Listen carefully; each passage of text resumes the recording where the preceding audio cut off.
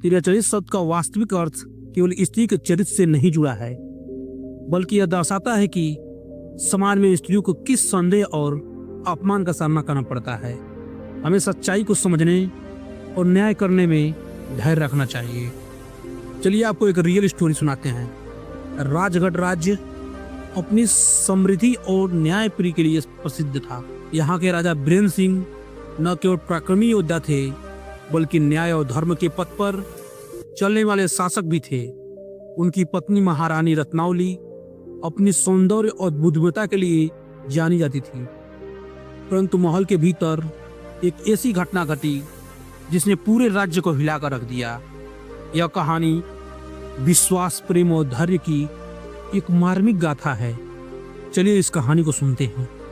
राजा बीरेंद्र सिंह की सेना में सेनापति विक्रम सिंह उनका सबसे विश्वसनीय व्यक्ति था। वह न केवल रणभूमि में वीर था, बल्कि अपनी निष्ठा के लिए भी जाना जाता था। राजा उस पर अपने प्राणों से भी अधिक विश्वास करते थे। विक्रम सिंह का परिवार भी महल में ही रहता था। उनकी पत्नी सौंदर्य की मूरत थी और महल की महिलाओं में एक उच्च स्थान रखती थी।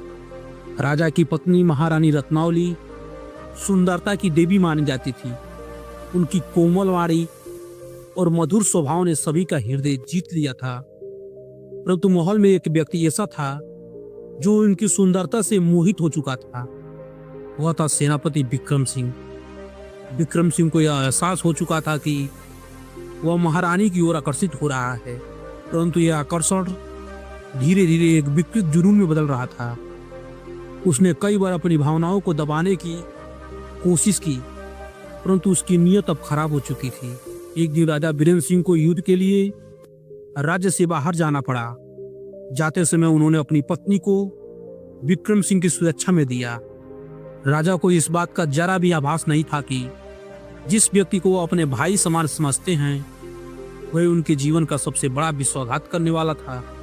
राजा के जाने के बाद विक्रम सिंह ने महारानी के सामने अपनी भावनाएं प्रकट करने का साहस किया। एक दिन वह महारानी के कक्ष में पहुंचा और धीरे से बोला, महारानी, मैं वर्षों से आपके सौंदर्य पर मोहित हूं। राजा की अनुपस्थिति में हमें एक दूसरे के करीब आने का अवसर मिला है। महारानी रत्नावली यह सुनकर क्रोधित हो उठी। उन्होंने विक्रम सिंह को डांटते हुए कहा, सेनापति, क्या तुम अपने स्वामी के प्रति वफादार नहीं हो?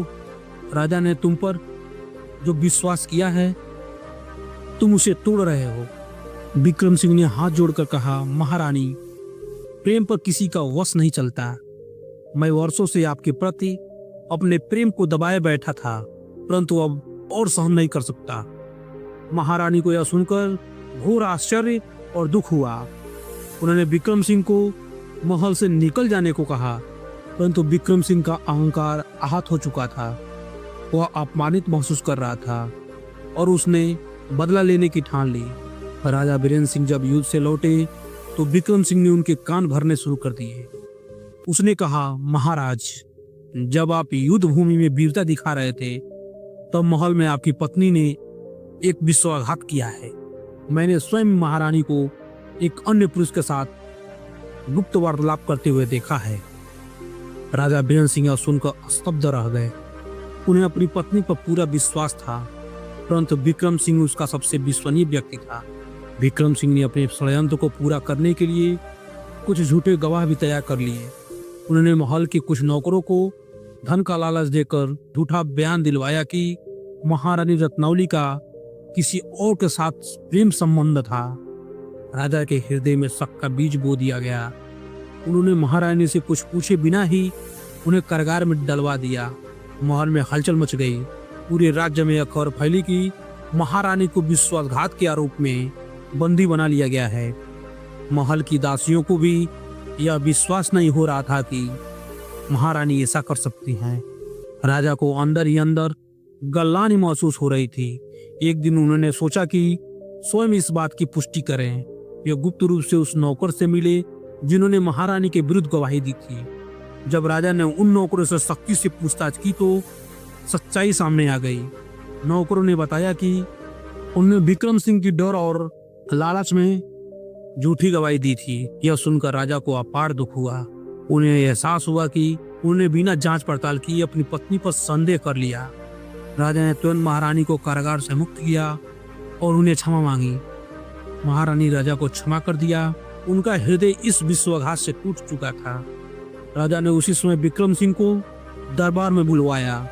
जब विक्रम सिंह राजा के सामने आया तो राजा की आंखों में क्रोध की ज्वाला थी। सेनापति विक्रम सिंह, तुमने विश्वासघात किया है। तुमने न केवल अपनी नीयत खराब की है बल्कि मेरी महारानी पर झूठा आरोप भी लगाया। तुम्हारा अपराध क्षम्य नहीं है। राजा ने आदेश दिया कि विक्रम सिंह को राजद्रोह के अपराध में मृत्युदंड दिया जाए। राज्य के सभी नागरिकों के सामने उसे दंडित किया गया ताकि भविष्य में कोई ऐसा विश्वासघात करने की हिम्मत न करे।